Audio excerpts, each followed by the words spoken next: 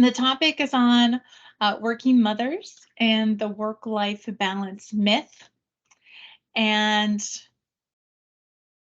wanted to see how many of you out there feel like overworked Barbie. I know I certainly have. I've had this face many, many times, as I would guess many of you have had as well. So for those of you that are balancing work and motherhood, or this presentation might be helpful for your spouse, your children, please feel free to share. I'm going to be sharing some 6 tips today that I've found really helpful. So let's get started. First of all, my name is Colleen Murphy Gomez, and this is my family, my husband Gabriel, my son John, who is going to be 7 here in June. And how I would describe myself is in a lot of ways: mother, wife, marketer, book lover, daughter, friend. I love dancing. I'm a dedicated sister and boss and wine connoisseur. Although this last one, maybe not so much, because these days I mostly drink my wine from a box and my kid's Toy Story plastic cup, because that won't break in the bathtub. But these are the things kind of I would say are, most important in describing me and who I am. And I am going to share with you today kind of my journey. So let's get started. I personally hate the term work-life balance because I think it's unattainable. Balance to me means that 2 things are equal, right? They are perfectly in balance and in harmony. And I found this is not attainable, not at all. And I think of it more like a teeter-totter. There are times in the work life where that takes precedence and you're maybe traveling more or doing more in your work life and focused on the career. And then there's other times where the home life, parenting wins out. And that has more of your focus and energy. And if we stop trying to find a perfect balance and we realize that it's more of a swing or a sway, I think it gives us the grace to be not perfect at everything all the time, or at least try to not strive for being perfect all the time. So I'll just start with kind of my journey into motherhood and how that impacted my work life. I took the first work trip after my son had been born. He was only about between 3 and 4 months old. And I decided it'd be a great idea just to take him with me. I was traveling back to my hometown where my dad and my stepmom lived. So I thought, great, I get the best of both worlds. I can work this week at this meeting. I can bring my son with me. Although, I learned quickly how challenging it is to travel and manage schedules with an infant while you're traveling. Although my son, by the time he was 2 and no longer free to fly anymore, he had logged about 30 trips with all the work trips that he came with me on. And I got a lot better at managing that. But at the time, just trying to figure out how to manage traveling and work with this new baby.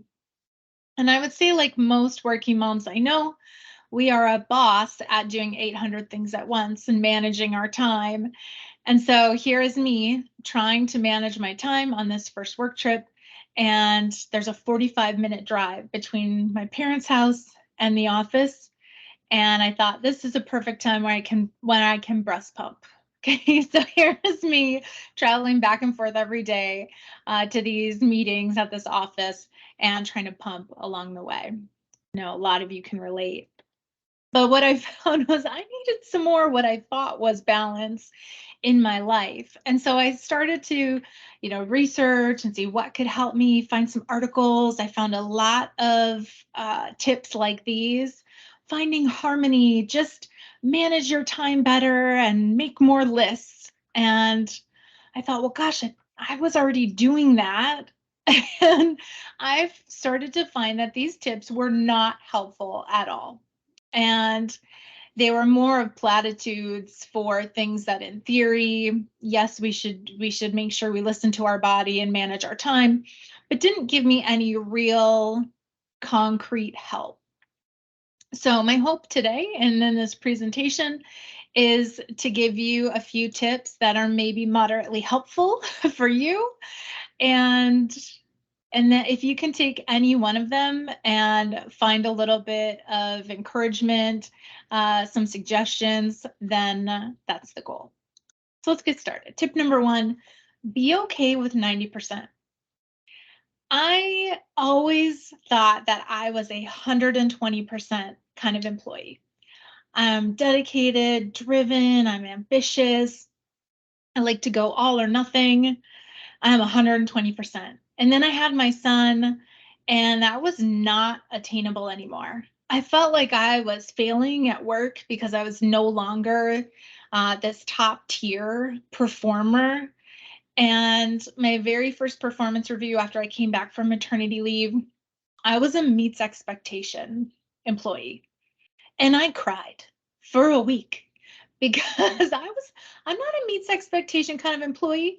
I'm exceeds. It was like the first performance review where I had, meets expectations, and I was devastated by it. And it took me a long time to realize that you're going to have these ebbs and flows in your work life when you're also managing family and kids, and that it was completely okay. That didn't mean I was any less motivated or driven, or that I was no longer that 120% kind of employee. It just meant I needed to be okay being a meets expectation employee for a while. And and then I could get back to, when that teeter-totter dipped the other way, I could get back to focusing more on my career and being more of that ambitious that I went. Because what I found was that there were expectations of me everywhere. Everywhere there were expectations, and I couldn't meet them all at the same level that I once had. And understanding that component and giving myself some grace to be in the moment, not what I used to be, made a huge difference. So tip 1, be okay with 90%. Tip 2, no excuses or apologies. Somebody told me once that when you walk into a meeting and you explain why you're late, say kids missed the bus, you had to drive them to school, put you late getting into the office. You now give everybody in that room the ability or the authority to judge whether your excuse is good enough or not. And so their advice to me was, don't give excuses or apologies. Yes, you might have to tell your boss the real excuse, right, of why you're late, but you don't owe that to anybody else in that room. Just simply state, apologies for for my tardiness. Please continue. Okay, you don't need to tell them why. And I'm going to share this example. I got this email last week. Apologies, Anne, for throwing you under the bus here with your email. But I thought it was the perfect example of,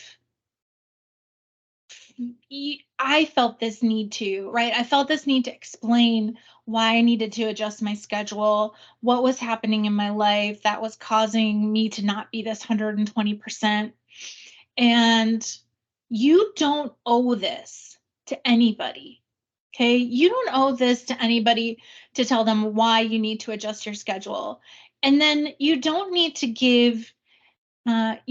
to make changes to that schedule that you have adjusted to please anybody else. So no, Anne, you don't need to make yourself available on Friday for me, right?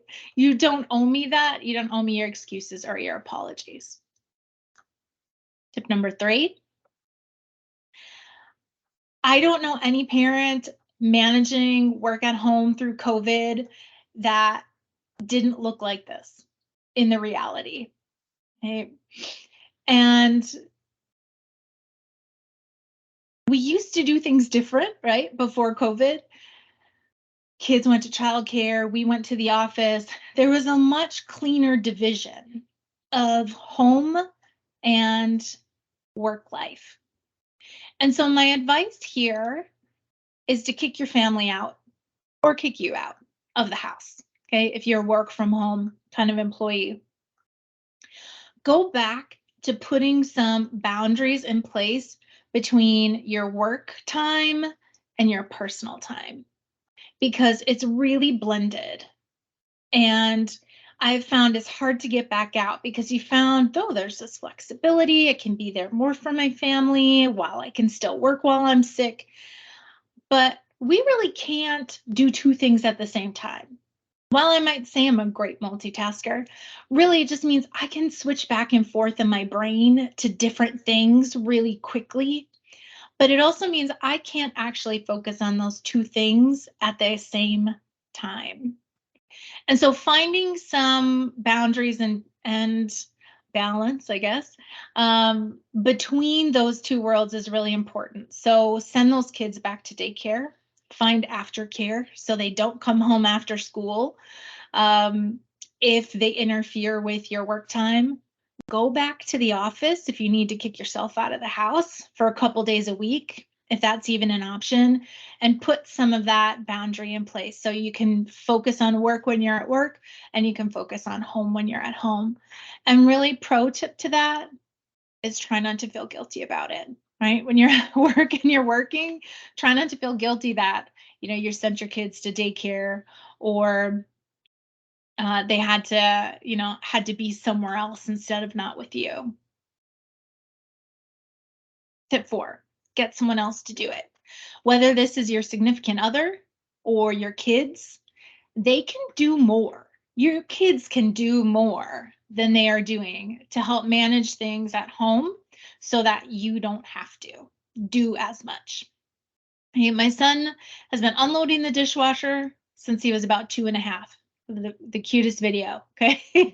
He's gotten a lot better at it since then, but that's still his chore because frankly, I hate unloading the dishwasher. Uh, and so that's one of the things that he does, and he does it just fine. Right? And I also learned with my significant other that done is better than done perfectly. So I used to be very particular about how I wanted something cleaned or put away or fixed. And then I realized I spent so much of my energy and time because I had to make it perfect versus my husband was willing to do it, just wasn't exactly done the way I would have done it. And I had to let it go because my time was worth more. And so if your significant other or your kids can't do more, right? They're already pitching in their fair share, then pay somebody to do it. Things like cleaning or meal prep. Or other things too, like some things you maybe wouldn't have thought about, like personal styling, for example. If you don't find love and passion and shopping and finding your wardrobe and figuring out what to wear on endless video calls every day, you can pay somebody to help you manage that. In fact, I've got a former colleague who started a personal styling business called Ms. Mira, and I called her up and said, hey, I've got this big presentation. I don't want to figure this out because it gives me anxiety, it makes me anxious. Can you help me do that? And so they did. And there's one less thing on my plate to manage and worry about and think about. And then there's virtual assistants, if you haven't thought about that. They can spend as little as 4 hours a week helping you make sure the kids have lunch money in their lunch account and schedule all the summer camps and manage all the things like that, or schedule things for your family vacation, or order groceries, or help even be an assistant on your work side, managing some of the work related items. Not all that expensive, and you don't have to commit to somebody full time. So tip 4, get someone else to do the things that you aren't passionate about because your time is valuable. If you only get an hour back a week That could either be an hour for yourself and something you want to do. It could be an extra hour to help build your career, or an extra hour cuddling with your kids. It's really up to you, but your time is valuable. And so get someone else to do the things that you aren't passionate about doing. Now, my last two tips are related to changing jobs. And I'll share my personal story about this. I had been working at a company for about 8 years, and I decided it was time for me to find a new opportunity. I was tired. I was overworked.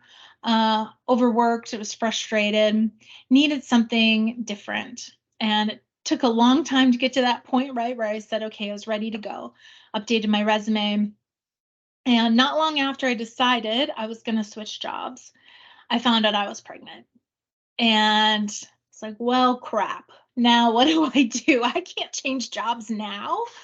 What am I going to do about benefits? And, I knew from my first child, there was no way I could be 120% for a new job. And that's the time where you really want to, impress your new bosses and meet all the people and go above and beyond. I'm like, how? There's no way I can do that with a new baby. And so I resigned myself, say, okay, I'll just stay. I'll stay for another probably year and a half and continue to be unhappy. And I was resigned to do that. And to 2.5 months later, I find out I'm no longer pregnant. And things, shifted again. And so I spent a lot of time really self-reflecting on what I needed to do. And I really realized that when I was that unhappy in my work life, it transferred over to my home life. I was not as good of a wife. I was a really cranky mom, and I didn't want to do that. I didn't want to do that for myself, for my family. And so even though we decided to keep trying to add to our family, I decided no matter what, I was going to continue looking for a new job.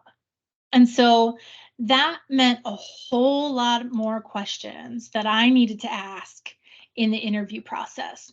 Because now, what was that going to look like?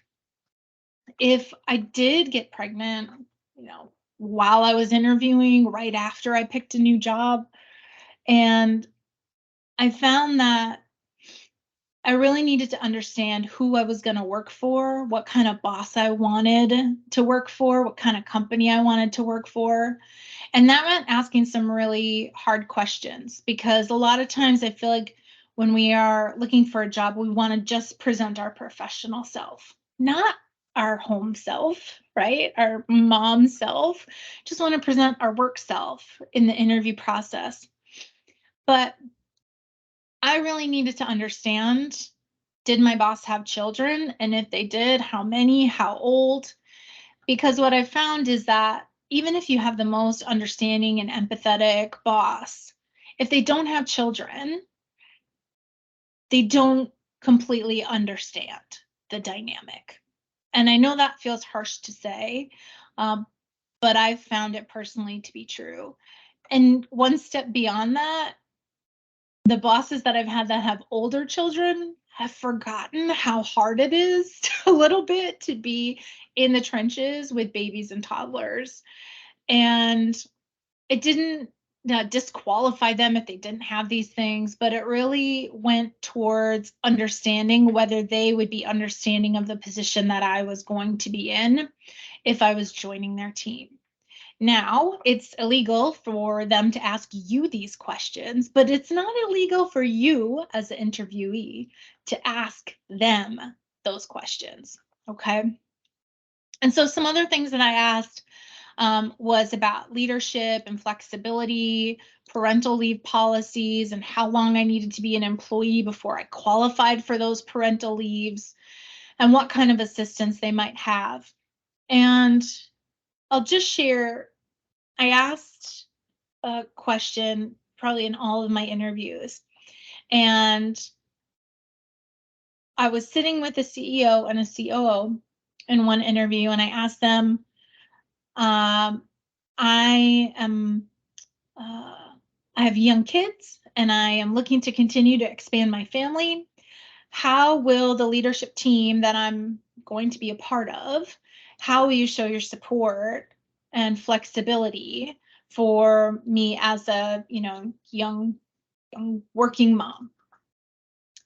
And the the first time I asked this question to them, I got a bit of a glazed over blank stare. They didn't really know how to answer the question. Um, they eventually, said something that probably sounded nice. I don't even remember their exact answer. I just remember that look on their face, like they hadn't had to deal with this before. Now, that doesn't mean they wouldn't have adequately dealt with it, but it gave me an uneasy sense. Now, to juxtapose that with the response I got from my now current boss when I asked him this question, his answer to me was, family comes first for me. And whether you want to have one more baby or five more babies, whether you need to work part-time for a while after you come back from maternity leave, or you need extended leave, or you need to work, whether you work 50 hours for me a week or you work 10 hours for me a week, you're the right person to help me drive this business and move it forward. And I'll support you in whatever decisions you need to make and whatever flexibility that you need, whether I get you for a lot of time or for a little bit of time.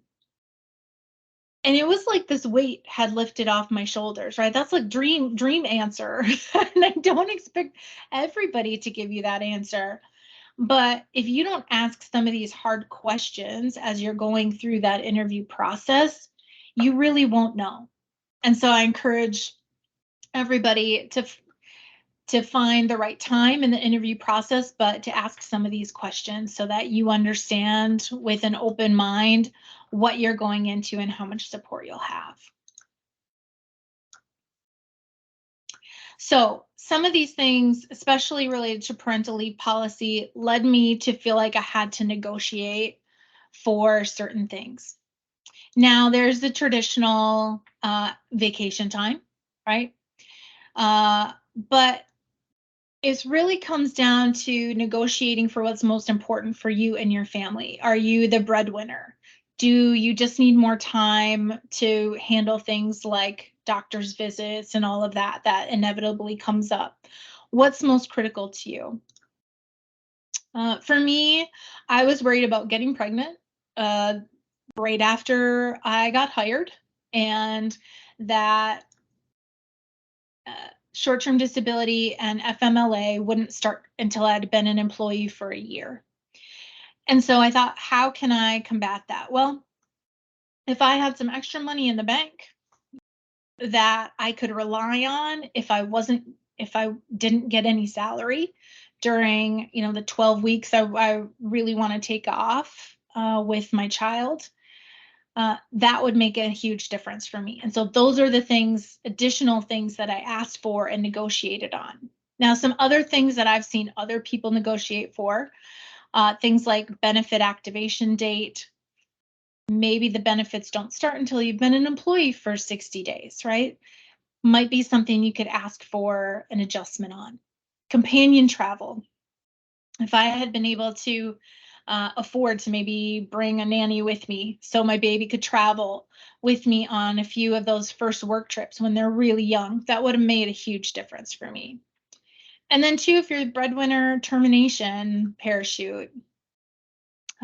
If the market changes and the company needs to do layoffs within a year of me being there, I'd like a certain amount of time for severance. Okay. Now, not all of these things will a company accept negotiation on, but they certainly won't if you don't know to even ask for them. Okay, so these are different things that I've either tried to negotiate myself or have been successful with, or I've heard others share advice with me that they've negotiated on. So try to think outside of the box and really understanding what's most valuable for you and your family and what will help make it easier for you to navigate any bumps in the road. So it's kind of back over those 6 tips. Be okay with 90%, right? And understanding that it's a teeter-totter going back and forth between some of the times where you're going to be really working hard on your career life and other times when you're dedicated more to your family. And both of those things are okay. Don't apologize or give excuses for the changes that you need to make that family and work life work for you. Kick your family or you out, right? Put some of those boundaries back in place so you can focus 100% on being mom or 100% on being a career woman. Get someone else to do the things that you aren't passionate about doing so you can take some of that time back because your time is valuable. When interviewing new bosses, new companies, ask those hard questions so you know what you're going into with open eyes. And then negotiate for the top things that are important to you and your family. So that hopefully at the end of the day, at the end of this and trying to manage being a mom and being a career woman, you don't end up looking like overworked Barbie every single day. So thank you for your time. You can follow me on LinkedIn. Reach out, DM me if you'd like. If you need any other advice or tips, or if you found this helpful. But overall, thank you and best of luck.